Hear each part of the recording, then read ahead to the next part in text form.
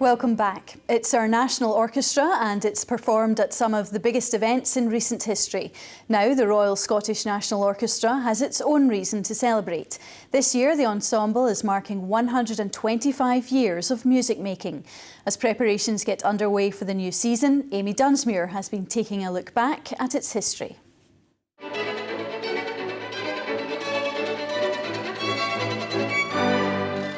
Final rehearsals are underway as the Royal Scottish National Orchestra prepare for their new season. But 2016 is a special year as it marks the organisation's 125th anniversary.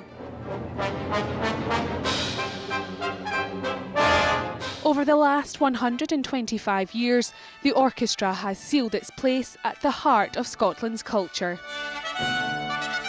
As well as regular performances in concert halls and on television, they've been at the centre of major events in the country's history.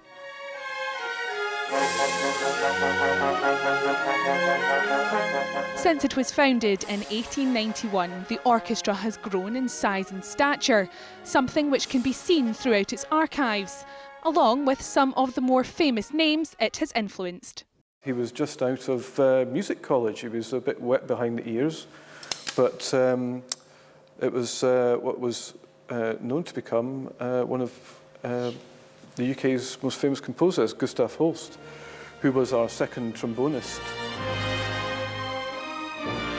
He joined the orchestra in, I believe, 1901, stayed for 2 or 3 years till 1904, and there's a picture here of him standing with the Scottish Orchestra, with Dr. Frederick Cohen, who was the conductor at the time. And most of the gentlemen in this picture, it is all gentlemen at this stage, have moustaches. He's right at the back on the left-hand side. And this is before, of course, he composed his most famous work, which was The Planets. Eric, you were saying that you have a bit of a link to Gustav Holst as well, that you used to sit on his chair, is that right? I used to sit in his position at the back of the platform, yes. I was on the tuba then. So I was right at the back where he would have stood. And did you feel a particular pressure to try and live up to I did when I found out. It was only later on I found out that I was actually sitting in his place. He obviously went on to compose some really great music, but you were telling me as well that there were some other big musical influences that the RSNO have been responsible for. Well, not only have some of the great conductors and composers such as Edward Elgar, he's visited the orchestra, and Richard Strauss, but we have had musicians that have been part of this establishment that then have gone on to influence other parts of culture. In the 30s, we had a young Scotsman who gave birth to one of the most influential figures in 20th century music, and that was Lonnie Donegan's father. Lonnie Donegan went on to be the king of skiffle and was Britain's first truly pop superstar.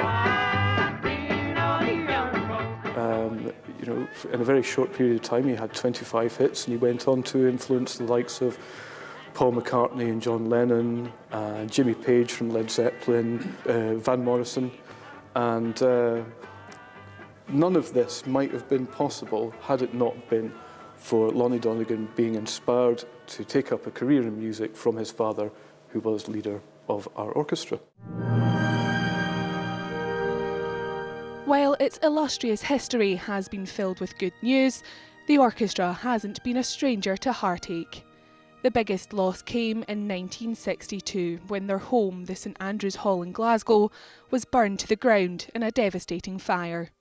Now a single facade, and the memories of those who were there are the only markers of its existence. The fire was on a Thursday morning. I got a phone call round about 1 o'clock, and I got there as soon as I could, which would be about 20 minutes' time. And the fire brigade was there, of course, and the Corporation Hall's people were there. But Mr. West, the main hall keeper for St Andrew's Hall, was standing there in tears. Mr. Meikle, another hall man, was very calm and gentlemanly, and we had a nice conversation. These are people I'd worked with for years, you see. And we just watched it burning. It was terrible. We'd had a concert in Dundee the night before, and we were going to have an Edinburgh concert on the Friday. And of course, the fact that there was a fire, and everybody thought a lot of the instruments, or all the instruments, for all anybody knew, if they thought that there'd been a lot of damage to instruments. And when we turned up at the Usher Hall on the Friday, the place was covered in instruments. Everybody, if double bass players had bought the instruments, flutes, everything. The green room was piled high with instruments that they'd all just brought in. And that was...